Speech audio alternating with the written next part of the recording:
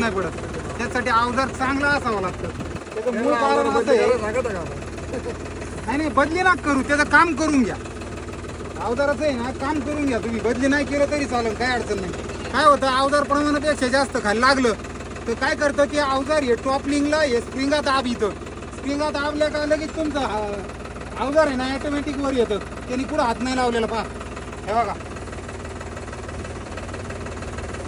Automatic तुमचं अवजार लगेच काही क्षणात अवजाराच्या वजनाने लगेच खाली पडत ती, वर येत नाही. काय होतं टायर फिरायला लागला का लगेच ते ऑटोमॅटिक वर उचलीत लगेच. याच्यासाठी तुम्हाला ते लाल पट्टीची सेटिंग माहिती असणं लय गरजेचं आहे. ती जर तुम्ही मला सांगा, ती जर समजा तुम्ही अशी पूर्ण खाली लोटून दिली आणि तुम्ही जर नुसतं पिवळीवर खालीवर करीत बसले तर याच्यावर किती जरी नाचले तरी होईन का 3 काय उपयोग होणार आहे त्याचा? काही ट्रॅक्टर तुमचा 60 HP चा असला 90 HP चा असला तर काय उपयोग आहे? असा विषय बंद करू. काय होतं